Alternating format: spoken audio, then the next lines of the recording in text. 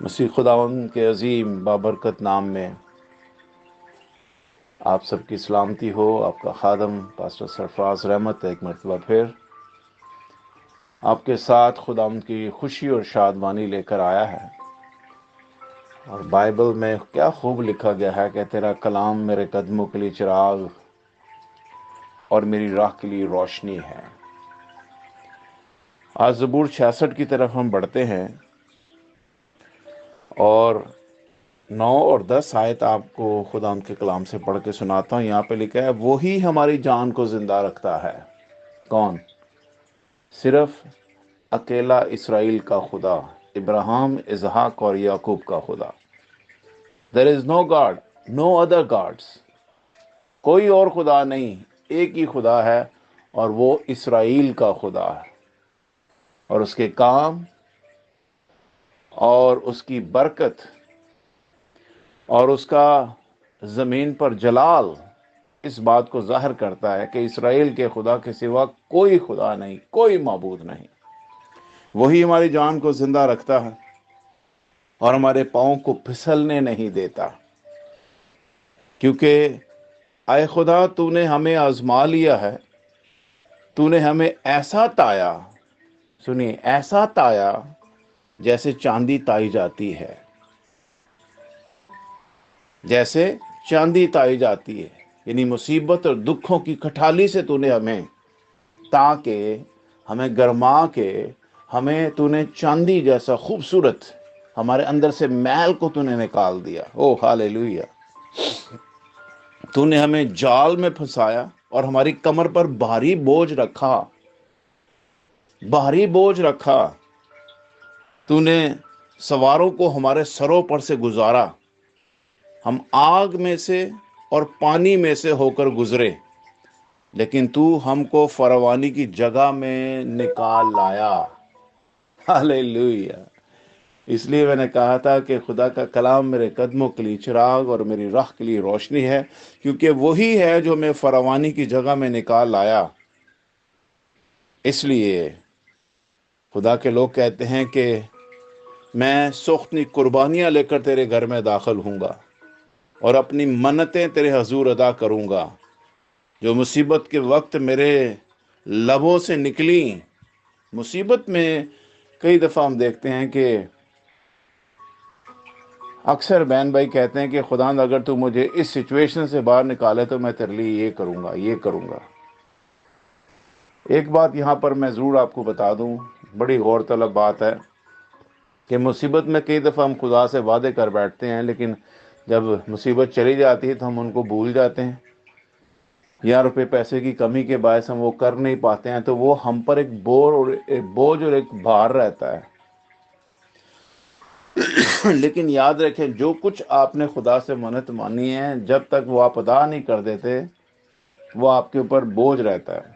تو برائے مہربانی کبھی بھی منت ماننے سے پہلے اپنا آپ سوچ لیں کہ آپ جو کہہ رہے ہیں کیا آپ وہ پورا کر پائیں گے۔ اس لیے منت ماننے سے پہلے خدا کے حضور میں ضروری ہے کہ آپ اپنے اوپر غور کریں کہ کیا آپ اس منت کو پورا کر پائیں گے کہ نہیں کر پائیں گے۔ لیکن منت کا نہ ماننا اس سے بہتر ہوتا کہ تم مان کے اسے پورا نہ کریں، یہ پرابلم ہے۔ تو اس لیے برائے مہربانی کبھی بھی کوئی منت ماننے سے پہلے اپنا خدا ان کے حضور میں رکھیں۔ کوئی ضروری نہیں ہے کہ آپ منتیں مانیں خدا کے سامنے، آپ خدا ان کے حضور میں اگر خاکسار بن کر گر کر توبہ کر کے یا خدا ان کے حضور میں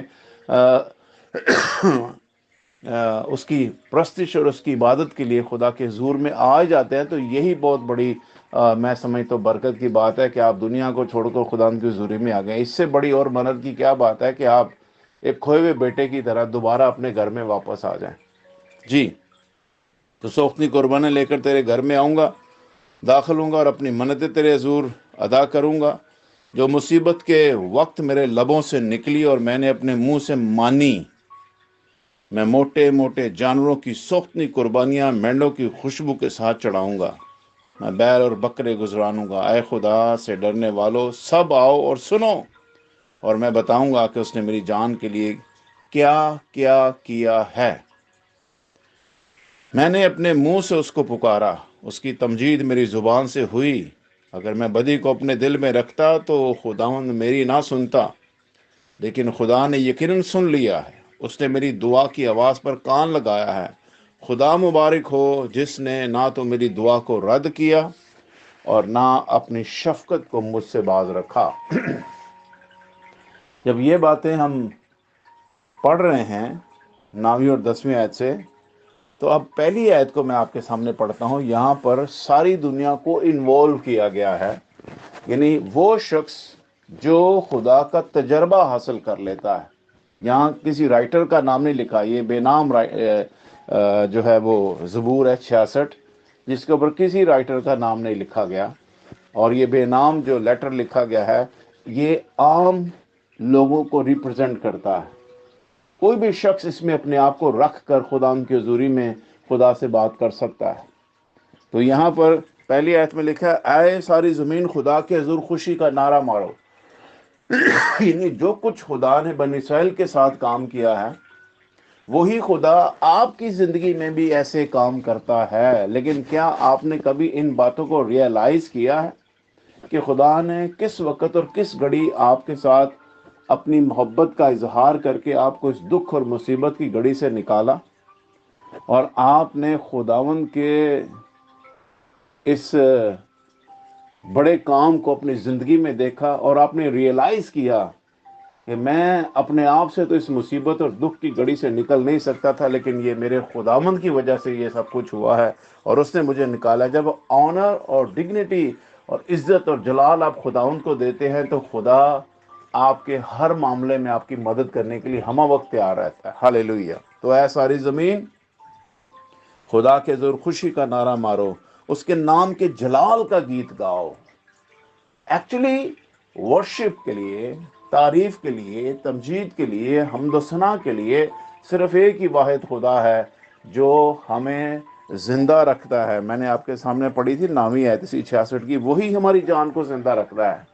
اس بات کو انڈرسٹینڈ کرنا چاہیے کہ جو ہمیں اور ہماری جان کو زندہ رکھتا ہے وہی تعریف اور عزت کے لائق ہے۔ اسی کے حضور ہم نے خوشی کے نعرے مانے، اسی کے لیے ہم نے جلال کے گیت گانے ہیں، اسی کے لیے ستائش کرنی ہے، اسی کے لیے اس کی تمجید کرنی ہے۔ خدا سے کہو کہ تیرے کام کیا ہی محیب ہیں، ہمیں کہنا چاہیے۔ دیکھیں میں بار بار چرچ میں زور دیتا ہوں کہ جو کچھ ہماری زندگی میں ہو رہا ہے ہمیں اپنی زبان سے اس کا اقرار کرنا چاہیے، اور بائبل بھی سکھاتی ہے، رومیو 10 میں لکھا ہوا ہے کہ اگر تو اپنی زبان سے اقرار کرے کہ یسوع ہی خداوند ہے، اس کے بادشاہی کے نیچے جب تو آتا ہے تو اس کے بڑے بڑے کاموں کا تو بیان کر اپنی زبان سے، تو پھر خداوند قریب ہو کر تیری اور مدد کرنے کے لیے تیار ہو جاتا ہے۔ ہمارے منہ کا اقرار ہمیں خدا کی قربت میں اور گہرا کرتا ہے۔ ہاللیلویہ۔ اس لیے لکھا ہے کہ خدا سے کہو کہ تیرے کام کیا ہی محیب ہیں، تیری بڑی قدرت کے باعث تیرے دشمن عاجزی کریں گے، ساری زمین تجھے سجدہ کرے گی اور تیرے حضور گائے گی، وہ تیرے نام کے گیت گائیں گے۔ آؤ خداوند کے کاموں کو دیکھو۔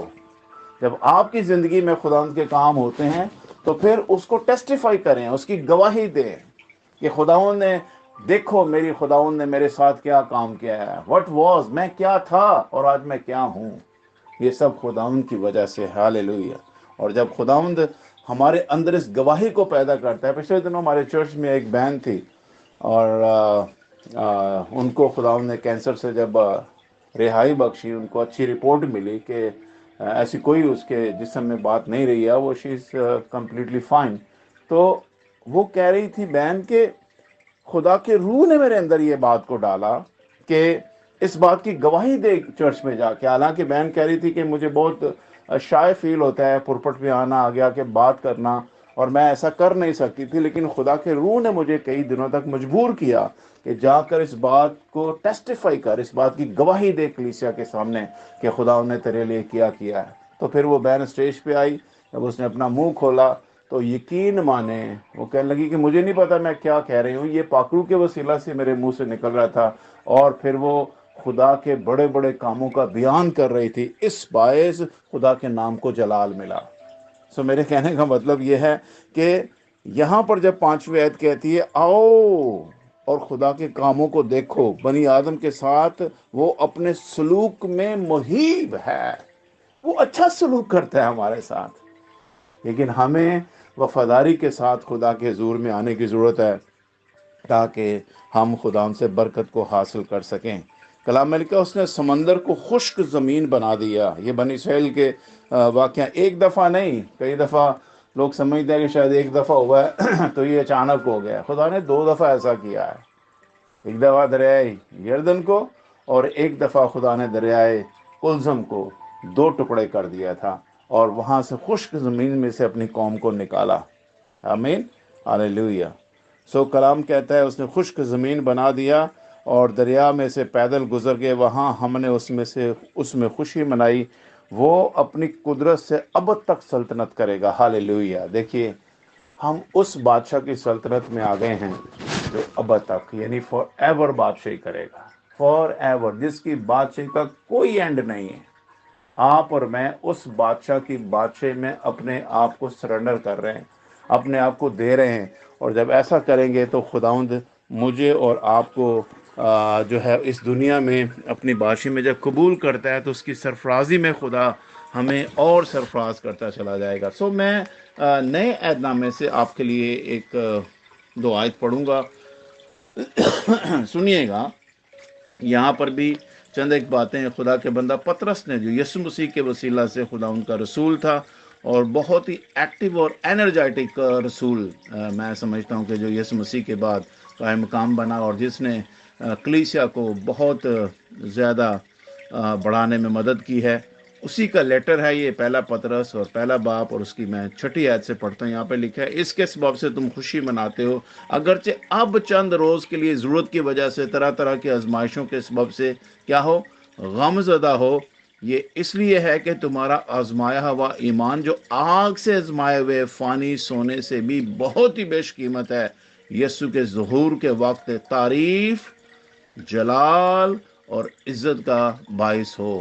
آج کے دکھ یا مصیبت یا پریشانی میں سے گزرنے کے سبب سے اگر ہم کسی وجہ سے ایسی سچویشن سے گزر بھی رہے ہیں تو خداوند ہمیں توبہ کی، خداوند ہمیں اپنی طرف آنے کی، اور خداوند اپنی قربت کا ٹیسٹ دینے کے لیے خداوند اگر اس میں سے ہمیں گزارتا ہے تو سنیے، جو بھی میں نے 66 زبور میں پڑھا تھا کہ ہمیں خدا ایسی سچویشن میں سے اس لیے گزرنے دیتا ہے، یا باری لٹ ہم پر اس لیے خدا آنے دیتا ہے، یا باری بوجھ ہم پر اس لیے خدا ہمیں آنے دیتا ہے تاکہ ہم خداوند میں اور زیادہ صاف اور پوتر ہو کر، یہاں پر چاندی کا ذکر کیا گیا ہے کہ تو نے ہمیں ایسا تایا، یعنی ایسا گرم کیا کہ ہماری چاندی کی جو میل تھی وہ نکال کر تو نے ہمیں اصلی چاندی میں تبدیل کر دیا۔ یہ آیت نمبر میں نے آپ کا 10 پڑھی تھی۔ یہاں پہ لکھا ہے، کیونکہ اے خدا تو نے ہمیں آزما لیا ہے، تو نے ہمیں ایسا تایا جیسے چاندی تائی جاتی ہے، تو نے ہمیں جال میں پھنسایا اور ہماری کمر پر بھاری بوجھ رکھا، تو نے سواروں کو ہمارے سروں پر سے گزارا، ہم آگ میں سے اور پانی میں سے ہو کر گزرے، اور لیکن تو ہم کو فروانی کی جگہ میں نکالا ہے۔ دیکھیے، خداوند وہ ہے جو کبھی بھی ہمیں اکیلا نہیں چھوڑتا ہے۔ کلام میں لکھا ہے کہ میں تجھ سے کبھی دستبردار نہ ہوں گا، تجھے کبھی اکیلا نہ چھوڑوں گا۔ اس لیے کبھی بھی دکھ اور مصیبت کی گھڑی میں سمجھیں کہ میں گزر رہا ہوں تو آپ کو اپنا ہاتھ خداوند کو دینے کی ضرورت ہے۔ دیکھیے اسی پطرس کے خط میں آگے لکھا ہوا ہے، تم بے دیکھے خدا سے محبت رکھتے ہو، اور اگرچہ اس وقت اس کو نہیں دیکھتے تو بھی اس پر ایمان لا کر ایسی خوشی مناتے ہو جو بیان سے باہر اور جلال سے بری ہے، اور اپنے ایمان کا مقصد یعنی روحوں کی نجات حاصل کرتے ہو۔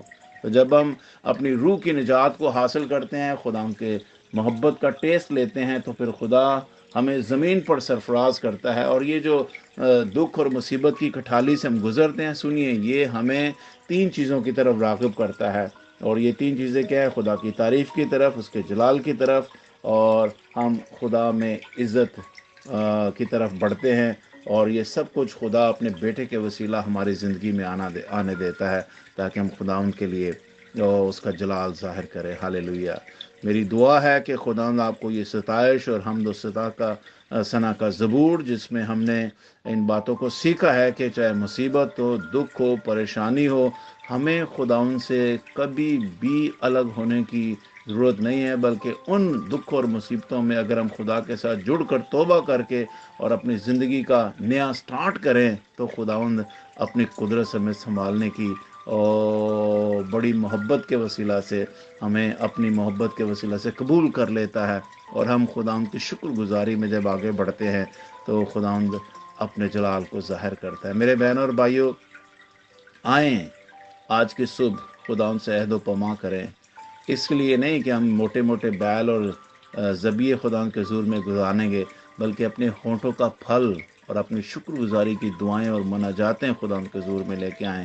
خداوند کو یہ بیلوں اور بچڑوں سے زیادہ پسند ہے کہ اس کے بچے اپنا دل خداوند کی طرف لگائیں۔